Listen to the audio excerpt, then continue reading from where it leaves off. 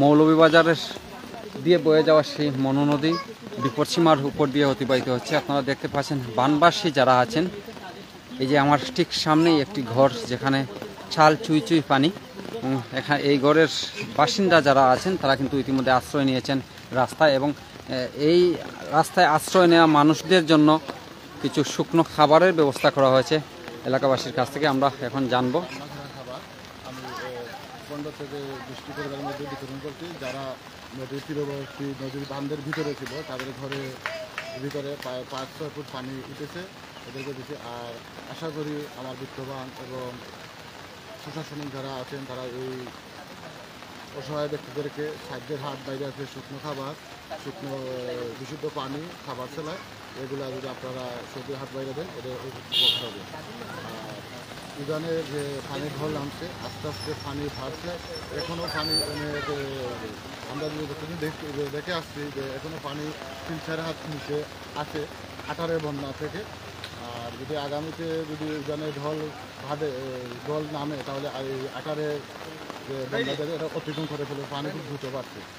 আচ্ছা, আমরা জানতে চাই এই মুহূর্তে এই দুর্যোগকালে আসলে এই যে বানবাসী মানুষ যারা নদীর তীরবর্তী অঞ্চলে আছে বা আশ্রয়স্থল হিসেবে আমরা দেখেছি রোডের যেই তাঁবু কেড়ে তারা আশ্রয়ে আছে, আসলে তাদের জন্য আসলে জরুরিভাবে এই পর্যায়ে কি প্রয়োজন, তাদের কি দেওয়া উচিত? এই মুহূর্তে তারা শুকনো খাবার বা তারা খাবার যেগুলো শুকনো খাবার, বিশুদ্ধ পানি, খাবার সেলাই, এগুলো তারা অন্তত জরুরি। একটু আমরা বিত্তবানদেরকে আহ্বান করছি তাদের সাথে এগুলা সহযোগিতা হাত বাইরে দেওয়ার জন্য। এই ওয়ার্ডের কত নম্বর ওয়ার্ড এবং এলাকা? 6 নম্বর ওয়ার্ড, 6 নম্বর পৌরসভা 6 নম্বর ওয়ার্ড।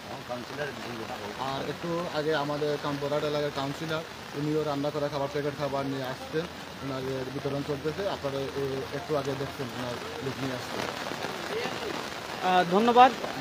আমরা কথা বলছিলাম, যিনি ভাই বলেছেন আসলে এই মুহূর্তে আসলে শুকনো খাবার এবং বিশুদ্ধ পানির সবচেয়ে প্রয়োজন বোধ মনে করছেন এই এলাকার বিত্তবান যারা আছেন। কিছুক্ষণ আগেও আসলে এই ওয়ার্ডের কাউন্সিলর তিনি কিন্তু খাবার বিতরণ করেছেন, পাশাপাশি তিনিও কিন্তু, যার সাথে আমরা কথা বলছিলাম, তিনিও কিন্তু রান্না করা খাবার কিন্তু বিতরণ করেছেন এই ওয়ার্ডের যারা পানিবন্দী অবস্থায় রয়েছে। বিশেষ করে আপনারা দেখতে পাচ্ছেন এই ঘরটি প্রায় 15 থেকে 20টি ঘর কিন্তু ইতিমধ্যে তলিয়ে গিয়েছে বোরহাট এলাকার, কেননা এই যে বিপদসীমার অতিক্রম দিয়ে কিন্তু মনু নদীর পানি প্রবাহিত হচ্ছে। বিশেষ করে আমি জানিয়ে দিই সকাল 9টার আপডেট, পানি উন্নয়ন বোর্ডের যে সূত্রে আমরা যতটুকু জানতে পেরেছি, সকাল 9টার যেই তথ্য মতে আমি বলতে চাই যে বিপদসীমা 8 সেন্টিমিটার বিপদসীমার অতিক্রম দিয়ে কিন্তু আসলে পানি প্রবাহিত হচ্ছে মৌলভীবাজার মনু নদীর। পাশাপাশি দোলাই নদীর অবস্থা কিন্তু আরো করুণ অবস্থা। কুলাউড়ার বেশ কিছু ইউনিয়ন কিন্তু ইতিমধ্যে পানিবন্দী অবস্থায় আছে। এই ঘরটিও দেখতে পাচ্ছেন, যেটা গতকালকে কিন্তু অনেকটা পানি কম ছিল, কিন্তু আজ কিন্তু বিপদ সীমার উপর দিয়ে যাওয়ার কারণে মনু নদীর অবস্থা কিন্তু আসলে খুবই খারাপের দিকে যাচ্ছে। তার চেয়ে আরও বেশি খারাপের দিকে যাচ্ছে যতটুকু জানি আমরা কুশিয়ারা নদীর অবস্থা। কুশিয়ারার যেই শেরপুর সংলগ্ন এলাকাগুলো ইতিমধ্যে বেশ কিছু গ্রাম কিন্তু প্লাবিত হয়েছে। আপনারা জানেন সেখানে কিন্তু মৌলভীবাজার সদর উপজেলা পরিষদ বর্তমান চেয়ারম্যান তিনিও কিন্তু আসলে রান্না করা খাবার সহ বিভিন্ন ধরনের নিত্য প্রয়োজনীয় জিনিসপত্র, জরুরি প্রয়োজনীয় জিনিসপত্র কিন্তু আসলে তাদেরকে তুলে দেওয়া হচ্ছে। যদি আমরা সেখানের দৃশ্যটি আমরা একটু পরেই দেখানোর চেষ্টা করব দর্শক। আসলে এই যে দুর্যোগের সময় কিভাবে মানুষ জীবনযাপন করছে, আমরা আরও একটু ভিতরে যাব, সেখানে আপনাদেরকে দেখাবো। আসলে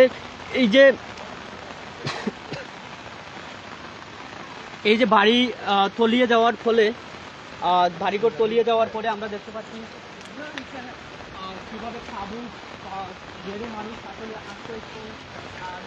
প্রিয় দর্শক, সিলেট বিভাগের 3টি জেলা সুনামগঞ্জ, সিলেট এবং মৌলভীবাজারের বন্যা পরিস্থিতির অবনতি হচ্ছে দিনে দিনে। ইতিমধ্যে সিলেটের সুরমা, কুশিয়ারা, মনু এবং সারি নদীর পানি বিপদসীমার উপর দিয়ে প্রবাহিত হচ্ছে। আমরা এই মুহূর্তে মৌলভীবাজার থেকে আপনাদের মনু নদীর সর্বশেষ অবস্থা দেখানোর চেষ্টা করছি। আপনারা দেখতে পাচ্ছেন এই যে রাস্তার উপরে বানবাসী যারা আছেন তারা আশ্রয় নিয়েছেন।